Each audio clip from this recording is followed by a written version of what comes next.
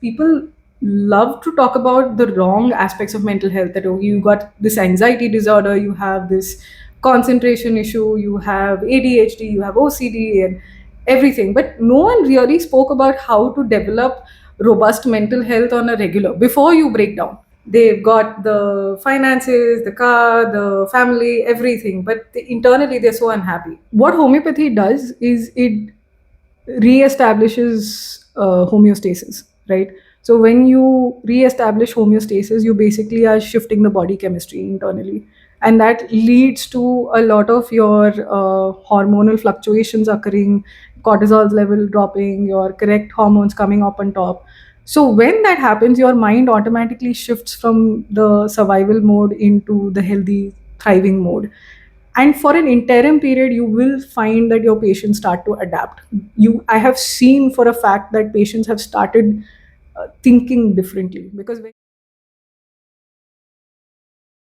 So, welcome all to another episode of HomeoMitra Vartalap. And with us, we have today Dr. Vidya Arunachalam. She is a homeopathic doctor, and her practice specializes in managing mental health of people in all age groups.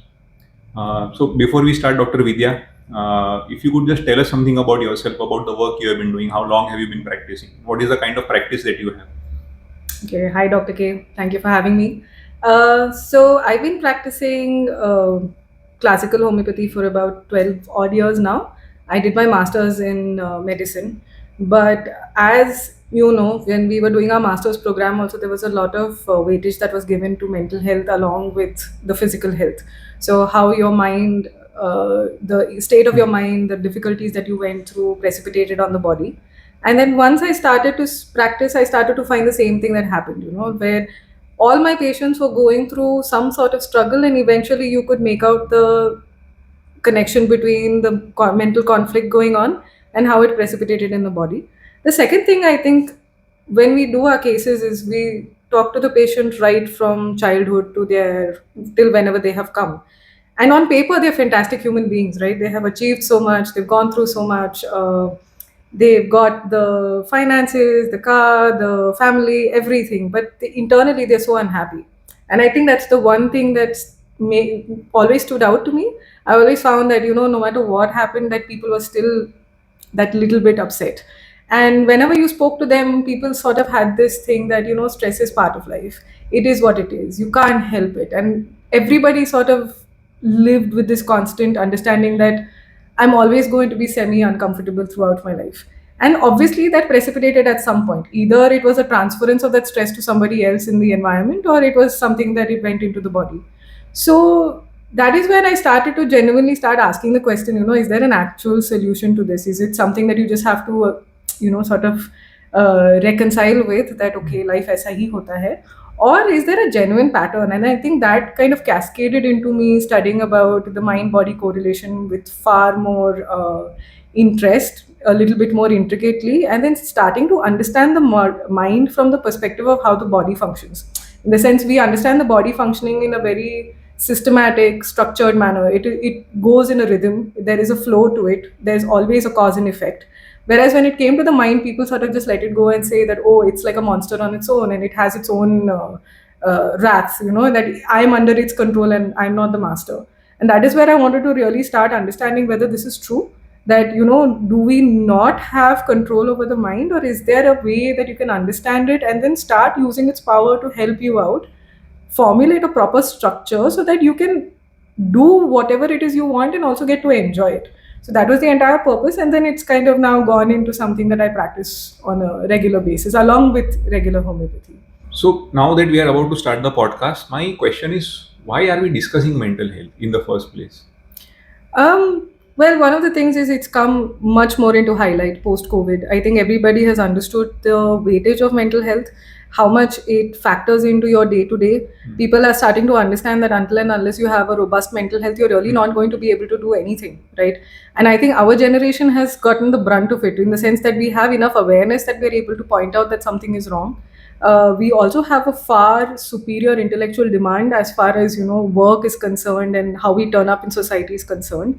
And there is also, I think, a certain amount of responsibility that we hold, that if this awareness has come in, we also need to figure out how to fix it.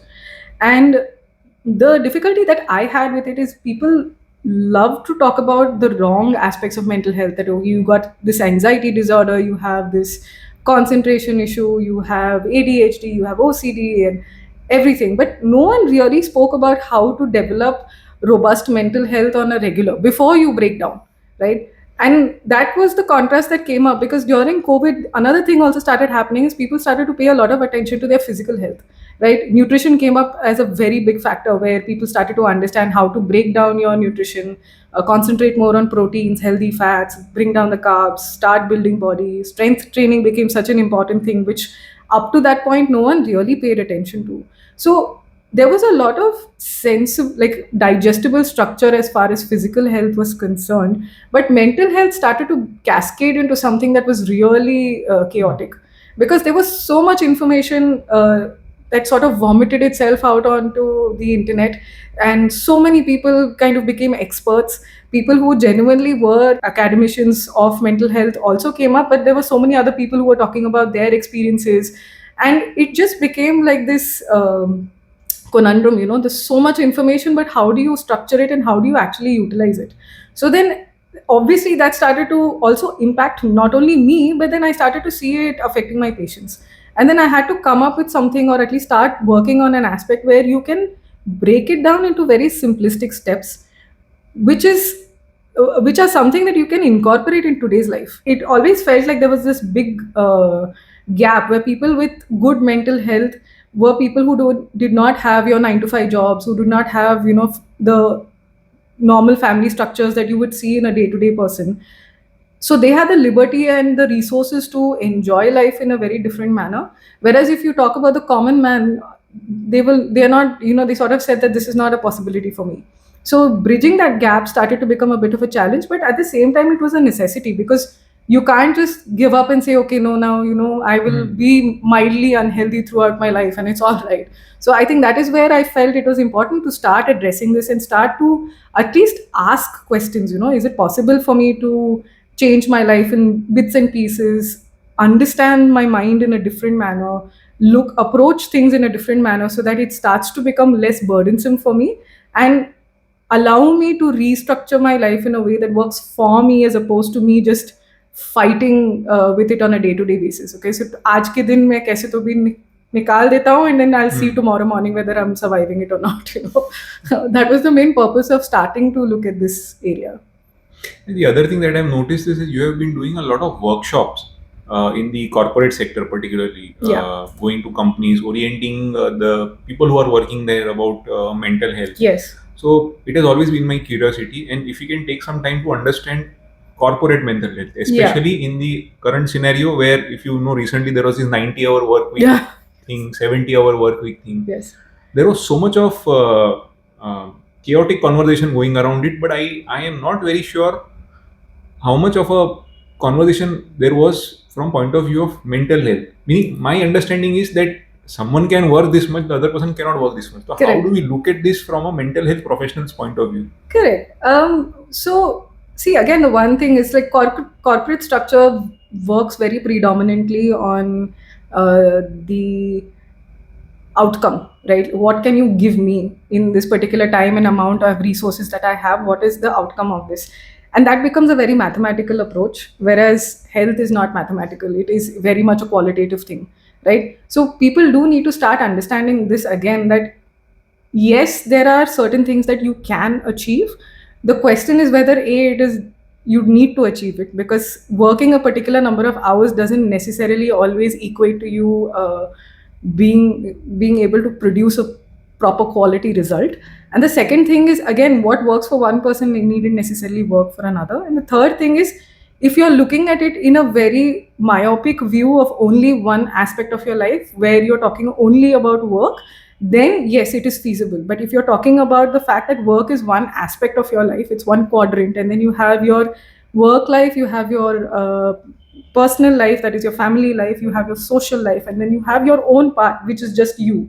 You have to address all of these aspects. If you take it in a broad spectrum perspective like this, then you really need to understand that you cannot, make one aspect 90% and then expect yourself to be healthy through and through. So the corporate structure has, unfortunately, from my experience, a very myopic view about this, and also they have a very cross sectional view. So this is not just corporates में बहुत ऐसा उठ के दिखता है because their intensity is far more, but this is how most people work. They almost always tend to look at life in a very cross sectional way. What is happening now, and how do I get rid of this situation now? Okay, so when you are supposing you have a deadline, you put in all your efforts to finish the work as much as possible, pull a 20-hour work day, and not sleep enough, exert yourself, finish the deadline, and then kal ka kal dekha jayega. Now what is starting to happen is, because of this kind of work ethic, you are running through your resources, both mind and body, and you are starting to build up this burnout culture that is starting, right, where the person is working with full gusto for a period of time, then they need to collapse for a good 2-3 months, not function, not have their intellectual or emotional capacities in place. They're not really able to enjoy any other aspect of life, and then after they almost stay stagnant for some time, they come back with a full force, right? So this kind of fluctuation that is coming up is really leading to a very unhealthy lifestyle. And the consequence of this is, when people want to de-stress, they start to get into very unhealthy habits. Then that is where you start getting your addictions. You start to get alcohol and drugs are still things I think we understand, but smaller things like doom scrolling on the internet, sugar addictions, caffeine addictions is something that's coming up so highly, just so that people can get away from this lifestyle. What they're doing is, it's already very high intensity, so they're trying to cope with it with another high intensity activity that kind of negates what they're going through. And overall, what is happening, there is absolutely no decompressing, there is no relaxation that is happening. They are not coming back to normal and healing. What is happening is they're just burning out, and then in the end, it's leading to a lot of emotional emptiness, a lot of dissatisfaction, physical exhaustion. This is the bare minimum. Then, of course, you start to have your lifestyle issues like high cholesterol levels, your high blood pressure, diabetes, mental health disorders that are starting. So, this is what is happening in the general work ethic. And I think this is something that is promoted in general. Like even in schools, if you see, that is how children are made to work. High pressure situations, you force them, you stress them out, and in that stress they do manage to work, right? And they give it their all, and then they get exhausted. So this kind of ping ponging that is happening is something that is incredibly unhealthy. Yeah. Now, having understood this aspect of two things I've understood. One is that there are different areas to our life. You cannot have 90% saturation in one area and the other area remains not taken care of. Yeah. One is, how do we actually ensure that all these areas are taken care of, the bare minimum necessity which is there to take care of those things. And the second thing is, how far have you come, if you can share some anecdotes or maybe some experiences. So how far have you come vis-a-vis solving these things? One is that whether people are able to at least understand this aspect which you are saying by far, and second is, how far have they been successful? Okay, so I'll answer the second question first. I think it will lead into the other one. The first thing you need to understand is, the person has to have a lot of clarity in what they want. Okay, so I do feel like that is a factor. If people are just sort of haven't really had the time or haven't had the opportunity to sit, lean back and think, because people assume that, oh, I'll work till I'm 45, 50 or 50, 55, 60, and then after that I will see if I want to enjoy life or not. I'll have enough money by then, I'll be done with my responsibilities by then. But by then you've also become very structured in your mentality and your identity, right? And I'm seeing that a lot in retired people also, that once they don't have work, they have nothing to do in their lives. And then they sort of just, they don't know, they become difficult for the rest of the family members at that point of time, because they haven't really learned hobbies, they haven't learned to de-stress, they haven't learned to rest. Okay, so that is one thing that you do need to understand, is that you have, when you're talking about paying attention to other avenues of your life, you have to understand that you have to teach yourself these things. Just like you have taught yourself to work, you have to teach yourself how to rest, you have to teach yourself how to decompress, you have to teach yourself how to savor and enjoy life also. And that sounds very funny to people, but what they are not realizing is this is something that is not happening. So if you actually observe it a little bit more, when we were younger, we did get to do this when we were young, right? Like when we would go out to play for 2 3 hours with our peer group. Our parents would not be around, and we would play different games like, chore police, football, cricket. We would fight with each other, make teams, have a hierarchy, sort things out. So we do have a certain amount of social skills built in. We are able to do it. There was a point of just abandoning all rules and enjoying just for the sake of enjoyment. These were things that we learned at that time. If you see kids nowadays, they don't really have this free flow learning capacity anymore. The second thing is, even in social area, you're seeing that most of it has gone on to texting, where you have no demand of having immediate interactions. You can text back if you want to, you can ghost them if you want to, you can be mean to them if you want to. So the capacity to be able to converse and to manage a situation, manage an interaction, is starting to slowly, go down. And that is why you're starting to see things like social anxiety increasing. People don't want to go out. Everyone is starting to say, oh, I'm an introvert, I like being at home.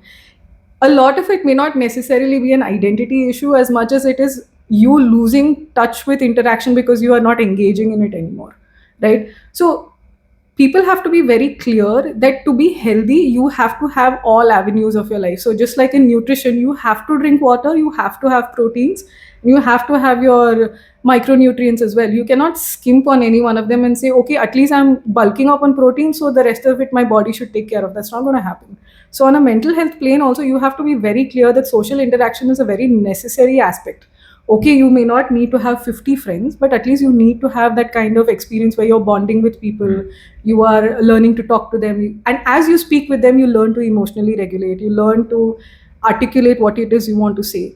And these are the skill sets that kind of give you a sort of security in your head, that if tomorrow morning something happens, at least I'll be able to have these people with me, or at least I'll be able to go and communicate it to someone, or at least if this particular relationship doesn't work out, at least I'll be able to go and find another one. So this is what is starting to happen, that people are so heavily reliant on technology and so heavily reliant on only the intellect, that all of these other aspects of your mental health are starting to deteriorate. And it's also starting to overwhelm the intellect a lot, because it's like you're paying attention to only one person, and you're relying only on that one person to sail you through everything, right? So these are the aspects where slowly, one is you have to bring awareness to people. You have to tell them that, see, this is an important aspect of your life, you have to start engaging in it, and you have to start incorporating it in bits and pieces. So if you're working 5 days a week, you need to take out at least 2 hours in a week where you dedicate it to this particular kind of interaction. So one is social interaction, one is hobbies, right? So social interaction will basically give you a sense of pride, and it will give you a sense of bonding, both of which leads to certain hormones being released, like, so when you have a good interaction with your friends and you feel good about yourself, you feel proud about yourself, serotonin is released, and it's something that's really healthy for you. When you bond with someone and you talk to them, oxytocin is released. Oxytocin is one of the hormones that directly negates cortisol, which is a stress hormone. So it is something that is needed, right? That is why very often when you are very stressed, you feel the need for some company around you. uh, Hobbies will allow you to engage in curiosity, and it will also bring about the creative aspect of you, which is again something that is very healing for you as a person. So if you start to do this slowly, dedicate an hour a week or 2 hours a week for small activities, or if you are able to maybe 15 20 minutes in a day, keep in touch with your closest ones, where you have an actual conversation and not just messaging. What will start to happen is slowly you will start developing these skill sets, and as you develop the skill sets, a lot of the anxiety or the stress starts to come down, because you're sort of planting the seeds for your resources to start developing, right? Now, The second aspect is understanding how the mind works. That is something that people need to understand really well, because again, like I was telling you, the intellect is a very strong factor, right? What happens with the intellect is that people, if you look at our workforce and even our educational force, it is very heavily reliant on performance, right? Where you have to use your logic and you have to use your intellect to perform constantly. Very small amount is given towards relaxing, savoring, sitting and allowing your creative juices to flow. Yes, there is a lot of importance in creativity, but the thing is, the way people are going about creativity is a very stressful factor, right? It's like you have to be creative under this deadline and you have to perform so well and you'll be graded for it.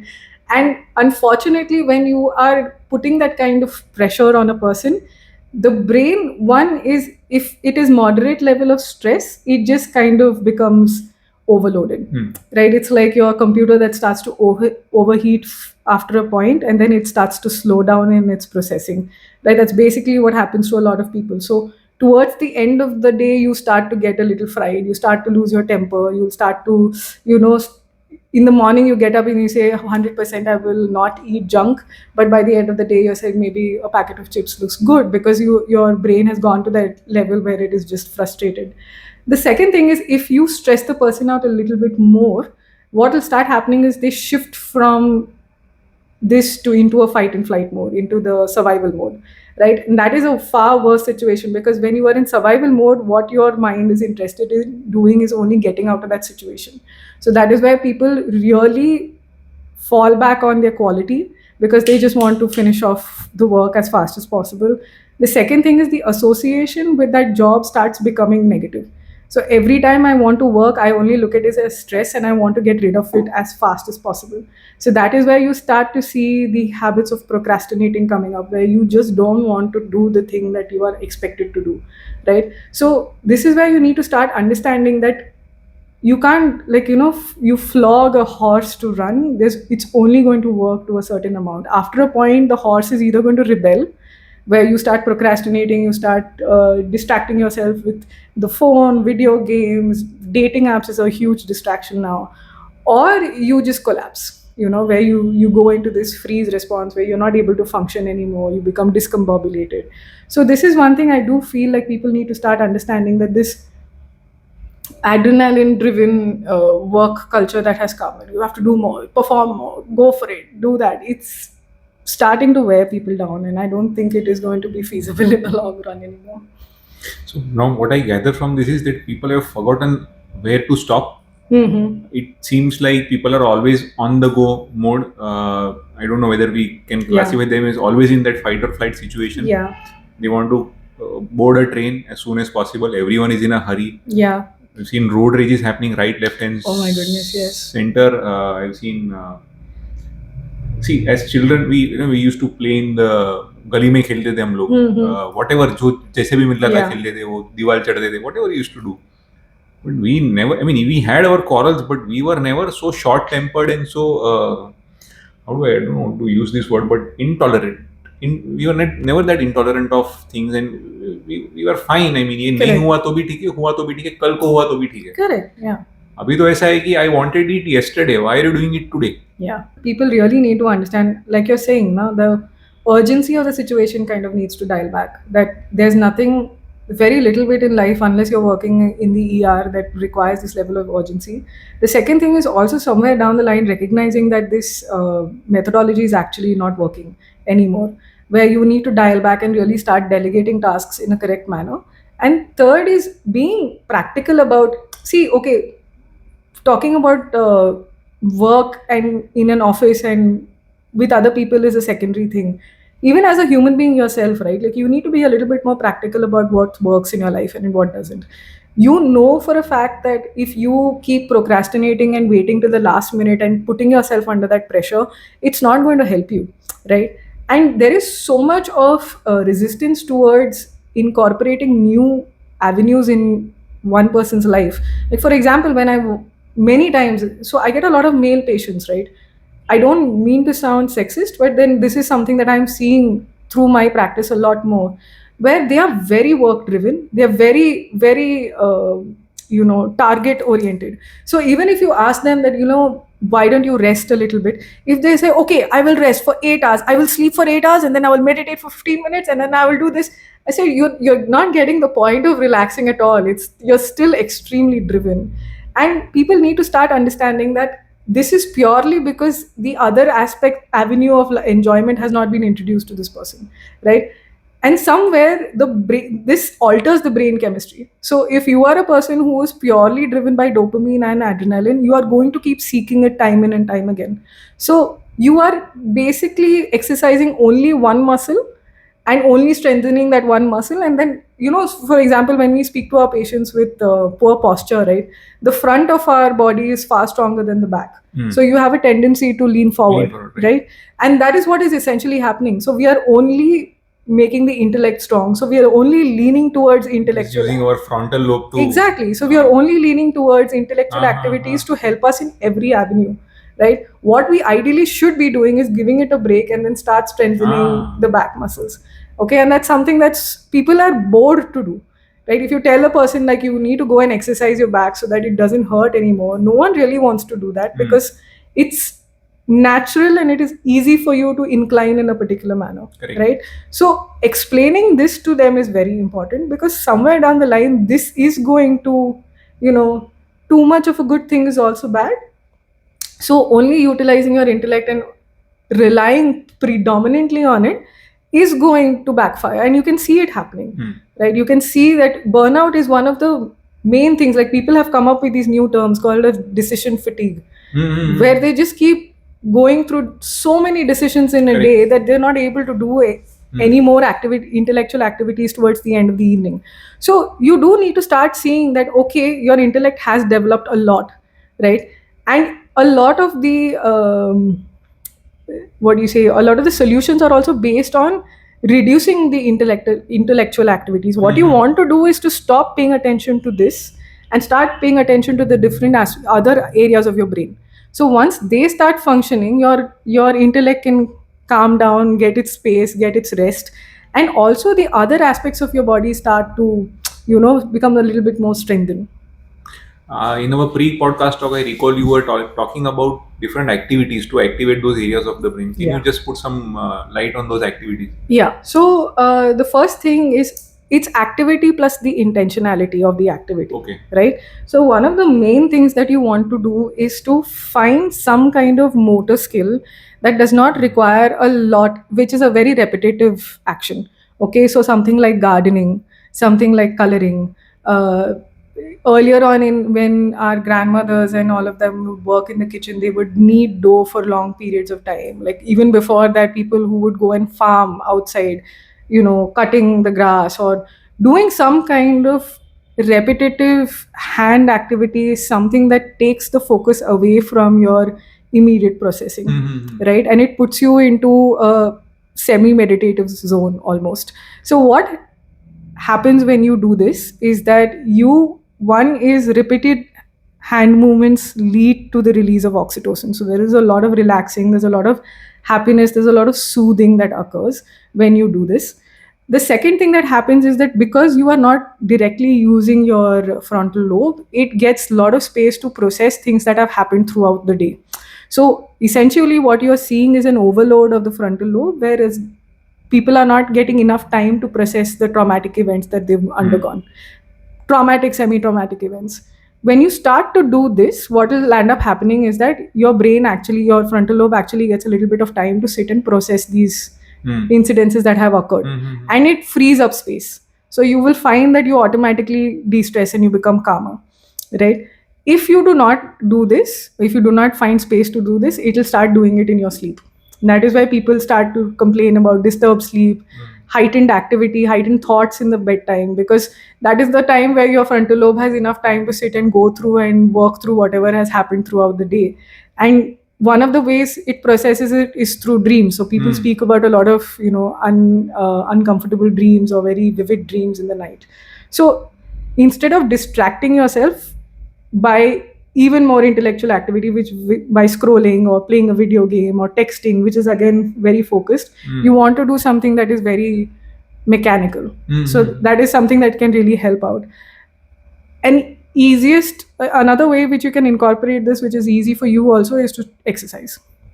Yoga, Pilates, some kind of gymming. So it's a very similar thing. Plus, you're hitting two birds with one stone, where your physical health is also getting Right. is getting help. Plus, the fact that you doing this kind of mechanical activity allows you to start decompressing on a mental plane. Plus, when you exercise, you know that there is a release of endorphins. You tend to become far more capable of handling stress than you would. So, exercising is a great alternative. So, if you can start doing these things slowly, so if you can dedicate half an hour a day to this kind of activity, I think you would find yourself de-stressing a lot more. The second thing is some kind of creative process which you enjoy. So singing, dancing, drama, you know, people talk about reading, but I would not recommend that as for this particular thing. But again, creativity is again a different quadrant of your brain. And one thing that happens is there's also a factor of enjoyment that comes in, and that is again something that allows de-stressing to happen very strongly. That was one of the things that we used to do when we were playing, right? We came up with our own games, we came up with our own stories, like chore police. Maybe you would kind of have a story of who the chore was, what the background was, and all of that. So that really helped you build those creative juices, and that kind of outlet is something that keeps you de-stressed significantly. So essentially what you're trying to do is like build a smaller imaginary world for you to live in for like maybe half an hour in the day. If you can, it will really help you compensate for what you go through on a day-to-day basis then. So I guess escapes are not really bad in that sense, as long as they are Very targeted escapes. targeted. True. I also have been wondering now, when it comes to giving a solution to someone who is working from, see, normally office hours are from 9 to 5, for Yeah. example. Now, Yeah. we all know that it's never the case. Particularly in metro cities, to reach the office at 9, I need to leave at 7. Yeah.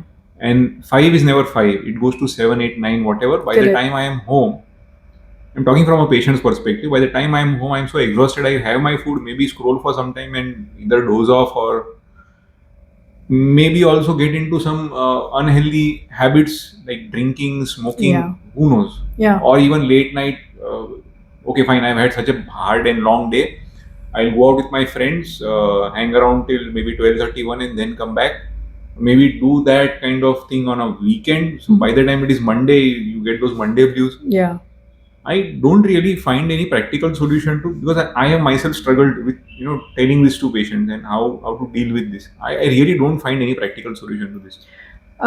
See, one way of looking at it is to be very practical in the sense that if you don't do it, you know the outcome, right? If you do not make time for yourself in the day, and that is something you do need to see, that there are people who are able to manage despite the very busy schedules. Now, I understand that it is not easy, but the point is you also have to take into consideration that if I do not start incorporating these aspects into my life, what is waiting for me when I retire at 60, 65? I'm going to have a body that doesn't support me. I'm going to have a mind that is not structured at all, and I'm not going to be able to fulfill the dreams that I had. Okay, so that is one thing that can really, that the reality of the situation. The one thing you do need to understand is this hubris of time, right, which we have, that we think that okay, I can postpone it to tomorrow and I can postpone it to day after and it's going to be okay.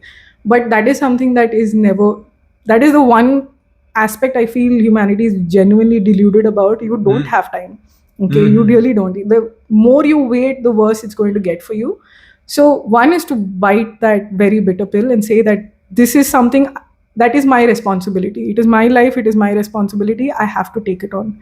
The second thing that has helped me personally is to shift associations, right? So what has happened, like I told you in the beginning, when you talk about work, when it is introduced to you, it is introduced to you in a very negative manner.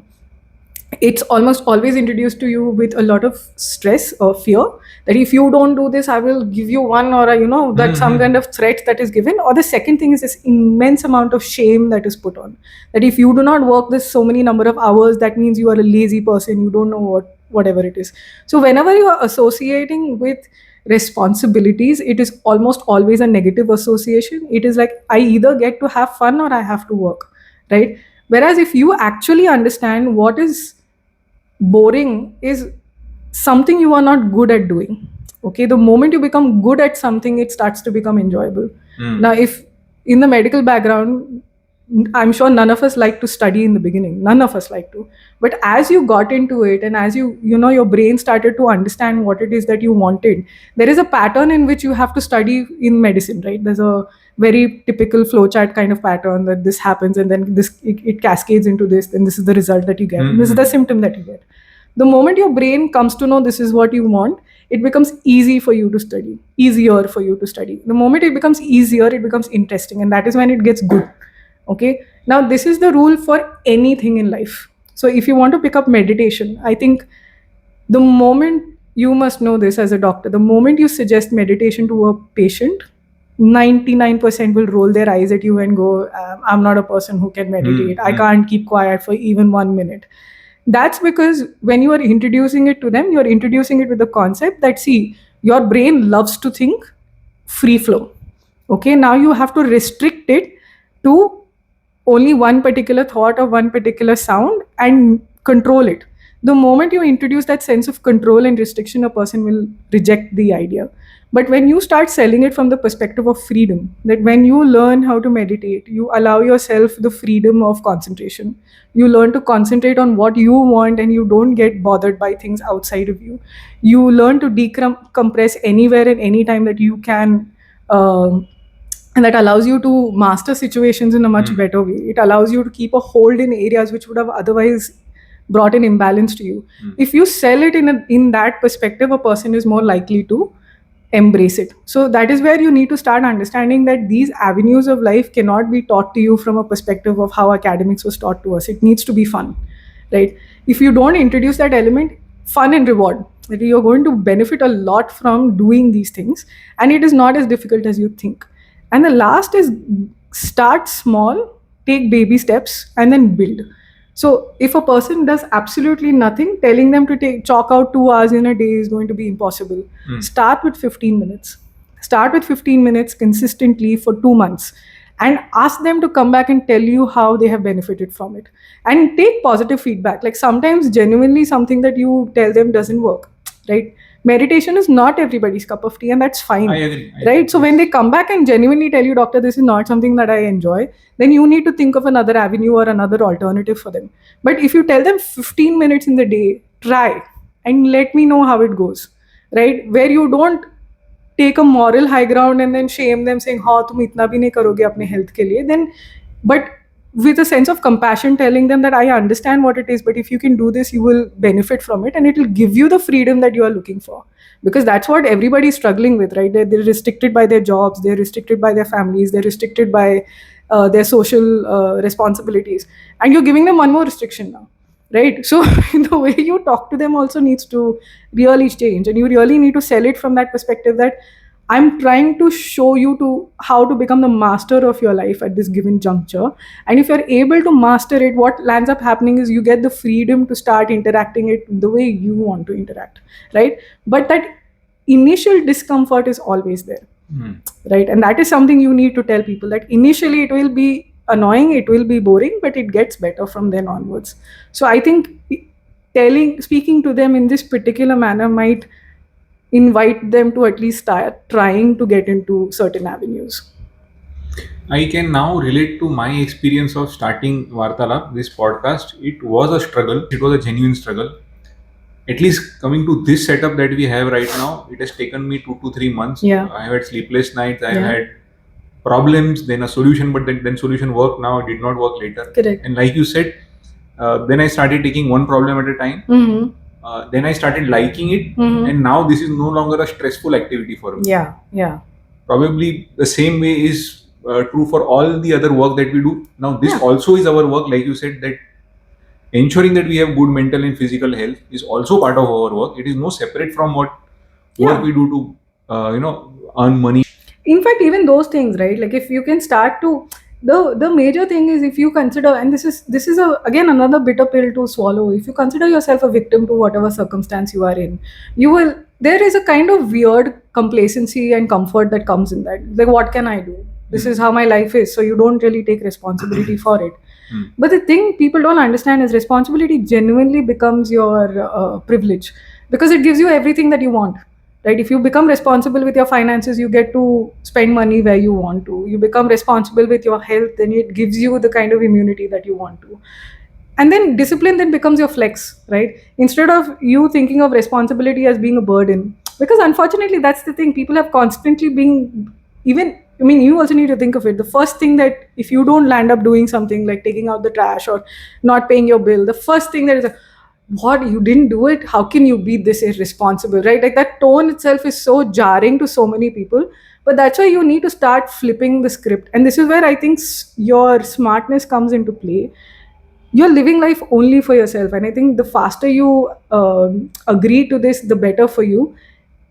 You being responsible is only and only going to help yourself out, and it's going to give you powers beyond what you can imagine. I'm not talking about like mystical powers, but at least the fact that, that's the thing, right? You look at everybody who has a good physique, somebody who takes care of themselves, eats right, goes to the gym. You can see the kind of pride they have, the kind of confidence they have, and this ekes out into other avenues of their life. They don't feel as burdened in trying new things, risking new adventures.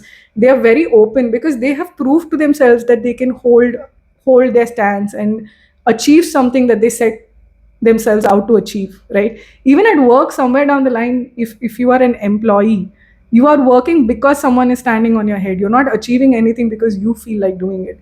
And that is where you need to start understanding that when you stop being a victim and you start taking the power back and you start being responsible, you are empowering. This is genuine empowerment, right? And then once you start learning those skill sets, who's going to be able to take it away from you? Then the circumstances that occur outside will become a blip. Okay, right now I had a little bit of a difficulty, but I will come back because the skill sets are there, right? So you are basically, what people are doing right now essentially essentially is allopathy, right? Like you're looking at short term benefits right now, but you want to start going towards hitting the core, building immunity right from the core, so that you um, don't become a victim to the frivolity of circumstances outside. And I think that kind of steadiness eases out a lot of the stress that you undergo in life. True. I think systematically we have come to almost like the therapeutic aspect of the issues of mental health, particularly in the corporate area. But I think this is applicable generally also. I mean, Yeah, someone who is not absolutely. into corporate, someone who is having his own business, or someone who is managing household activities. Yeah, Okay. absolutely. Uh, Now I would like to understand, and for the audience also to know, you are a practicing homeopath and you Correct. deal with these issues by giving homeopathic medicines as well, Correct. right? So, what has your experience been when it comes to giving homeopathic treatment to these patients? Okay, so what homeopathy does is it re-establishes homeostasis, right? So when you re-establish homeostasis, you basically are shifting the body chemistry internally, and that leads to a lot of your hormonal fluctuations occurring, cortisol level dropping, your correct hormones coming up on top. So when that happens, your mind automatically shifts from the survival mode into the healthy thriving mode, and for an interim period you will find that your patients start to adapt. I have seen for a fact that patients have started thinking differently, because when you are not in survival mode, so when you are in survival mode, you're in your reptilian brain, right? So your thought processes are also extremely negative at that time. You think from the perspective of, everything is going to collapse, you can't trust anybody, you don't trust yourself, and it's a very pessimistic mindset that you have. The moment you shift from that into a more secured, more comfortable state, even your mindset and your thoughts start to shift, right? So that is the impact I have seen homeopathy have. In some cases, if you get the remedy right, bang on, it happens almost immediately, and sometimes it takes a little bit of time. As they continue on homeopathic medicines, you will start to see certain things drop off, like sugar cravings drop off, people start to feel more thirsty, they sleep better. So that is one of the almost immediate signs, is people starting to sleep better, right? Once they start taking our medicines. So you do see these things happen.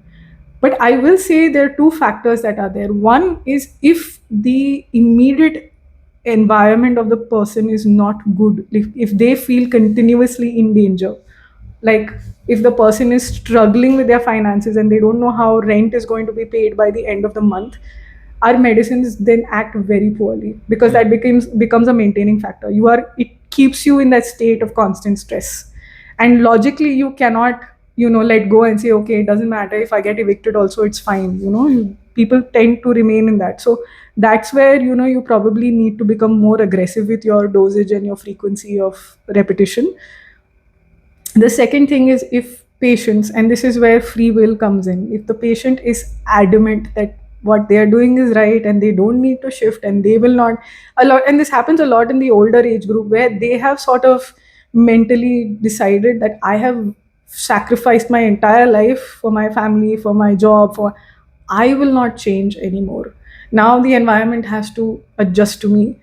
Those are the patients I have had the maximum difficulty with, because they get better, and then you point that out to them that, oh, you look like you're doing better, and immediately they'll go back into getting into an aggravation. Mentally they're that strong. And that's when I've realized, like, even our medicines kind of fall short in comparison to the mental willpower of a person. That's It's quite an interesting observation. yeah. The thing is, you can stress yourself out very effectively. It doesn't matter what the other person does, or medicines do help. So in the long run, in such patients, they take a little longer to get better. It's not that it doesn't work on them, but it's difficult. Like, it's a labor of love. You have to be consistent. You have to keep affirming to them that it's going to be fine, it's all right, we're on the right track. And you really need to sort of assure them they're getting better, but not point out obviously they're getting better, because then they become rebellious and say, no, no, no, I'm actually struggling. So a lot of the older people use stress and health as a way of getting attention. Yeah, So then right, it right, becomes like a catch 22 for us. I think this is the high point of the podcast. We will conclude it over here. I have a lot of questions though. And of course, I want all of you to mention in the comments especially when you talked about how work is portrayed to us as, if you do it, it is good. If you don't do it, you are bad. Correct. There is a lot of equation with work which is there, which I don't know should be there or not. I mean, work is work, right? Ultimately, you need to finish the goal and move on to the next one. Like, you have your food, you have your daily activities. The other time, I mean, the next time we meet, I would want you to talk about how do we imbibe these values into people. Whether it comes from parenting, whether it comes from a healthy education, whether it comes incorporated into the work culture, how do we go about it? It is something that I would like you to talk about in the next podcast. For sure. So thank you, Dr. Vidya. This was a very enriching and eye-opening, and I would say, it opened up different faculties of the brain conversation. My pleasure. So thank you for being part of HomeoMitra Vartalap. Hope to see you again soon in another Vartalap. Thank you so much for having me. Thank you.